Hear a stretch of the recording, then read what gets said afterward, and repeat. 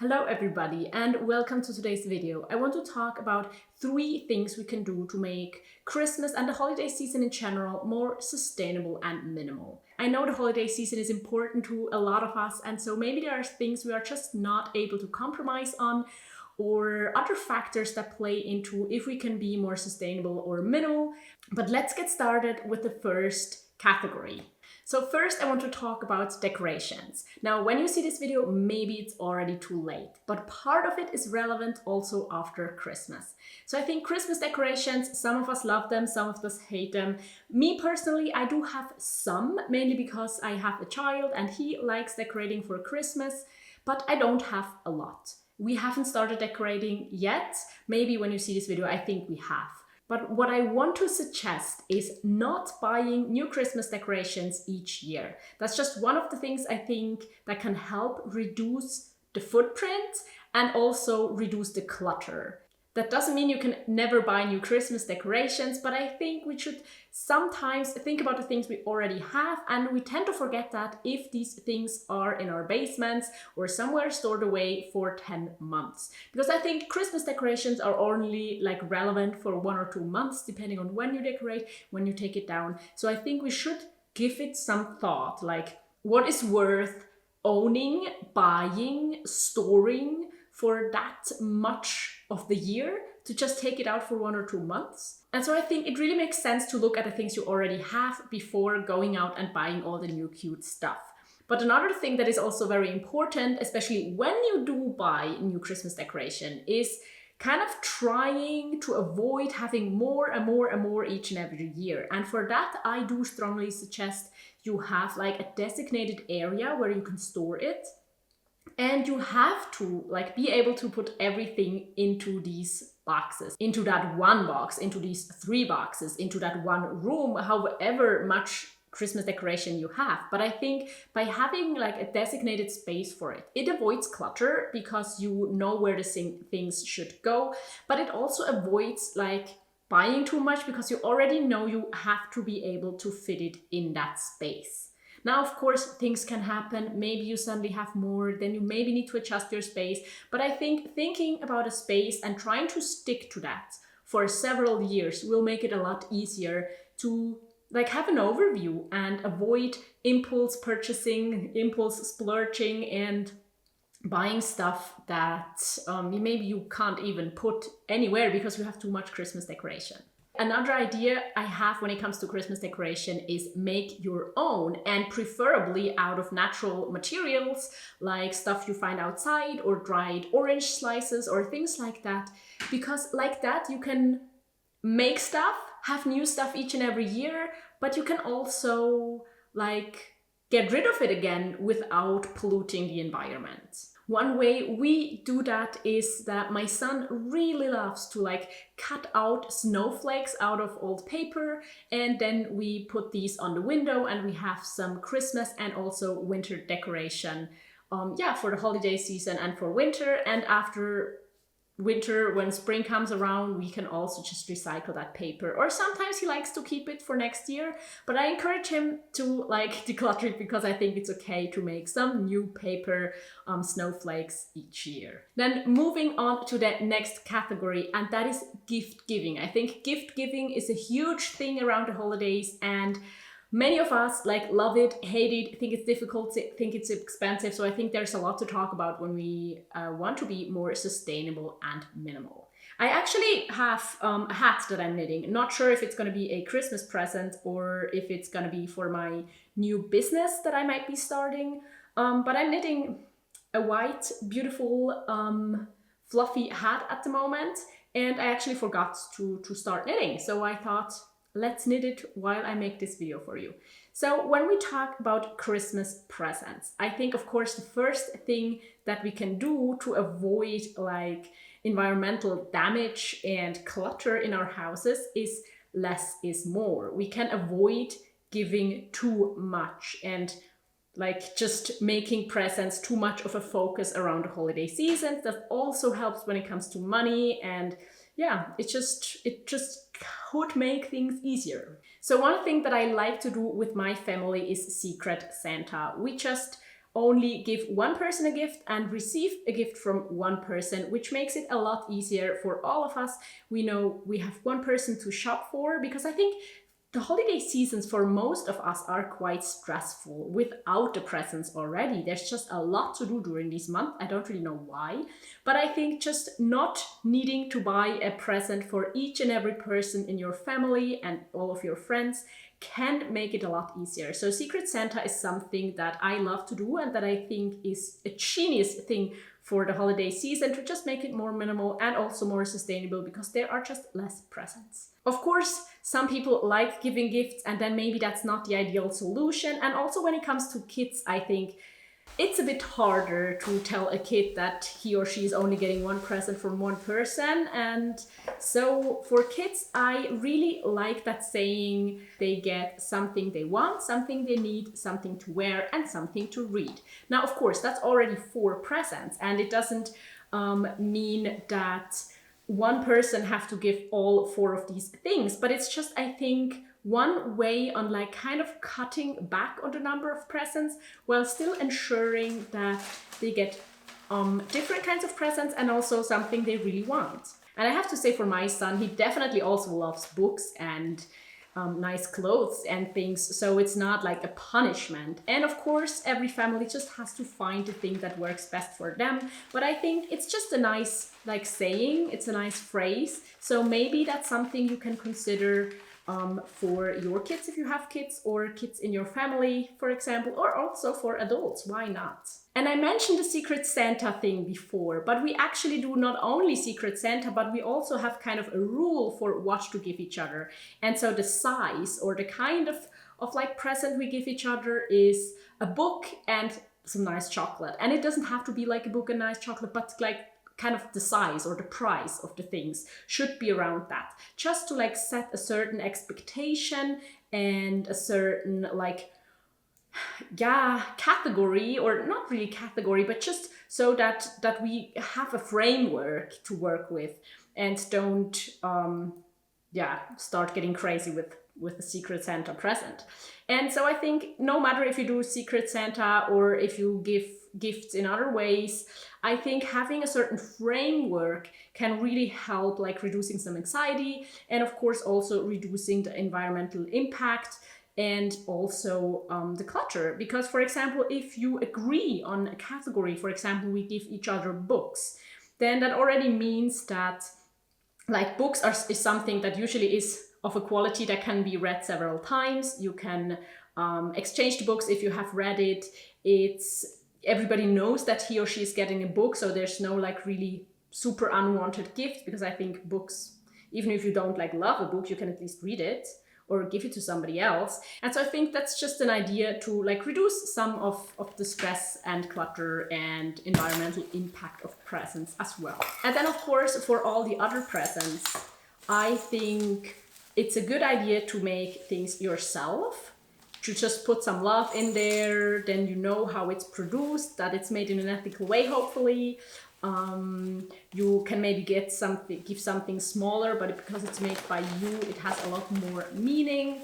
Then of course also it makes sense to make things that you can eat, so that the person doesn't have to put it somewhere and find a place for it if that is not something they would have got for themselves anyways. Or of course, experience gifts. That's great. I don't know if the impact is actually lower, but at least it's more minimal because you don't have that thing. I have got like a soap making workshop for Christmas before. I think that was an amazing gift. But of course, things like invite somebody over for dinner, or some coupons for babysitting, or a nice like cinema or other cultural date or something, are just things that you could do. I have also thought about like skipping Christmas but giving each other a nice holiday around that time, so that the family would just go to a mountain cabin or on vacation for a week. That of course really depends on the family and on preferences, but that would be another idea, to just like avoid gifts but give an experience that avoids clutter. Another genius gift idea, I think, is donating something in the name of like the gifted person. So donating something to a charity that is important to them, or also supporting a dream of them. Like if you know that person wants to buy a really expensive camera, why not just give them some money to make it possible for them to buy that camera? That will be greatly appreciated and avoids clutter and will make their dream come true a lot sooner. So I think things like that are also totally okay, even though some people think like giving money is boring. But I think if it contributes to a big dream, why not? It's like a really good thing. And then for all the gifts, I think it's super important also after like the Christmas days that you don't need to keep something that does not add value to your life. I think that is super important because it just does not help anybody if you keep things that you don't like to have. I think the person that is gifting you things wants you to be happy, wants you to receive them like happily, and wants you to use them or like them. And if you don't like them, well, it's sad, yes, but it's the best thing you can do then is give these things to somebody who would actually like it. I know that's like controversial, giving away gifts or re-gifting gifts or selling gifts, but I think it's totally okay to avoid clutter in your house and to make it possible that that item actually serves a purpose. So I think that's always an important thing to say, that a gift that you don't use or like does not really make sense in your life. And then my third category is like miscellaneous, a bit like the fourth category of Marie Kondo's cleaning up journey. I don't know if you're familiar with it, but it's just all the other stuff that I think you can do, but that doesn't really fit under one specific category. So let's go. One thing is pay attention to like gift wrapping paper. So you can wrap your gifts in kitchen towels that are beautiful, or just another fabric. You could wrap your paper in old wrapping paper or in paper that you've gotten from like packages or something like that. You can not wrap your gifts and find another beautiful way to display them without like the wasteful wrapping paper. Or you can find another way of like reusable gift wrapping. For example, beautiful tote bags, or you use the same kind of like fabric pieces each year again.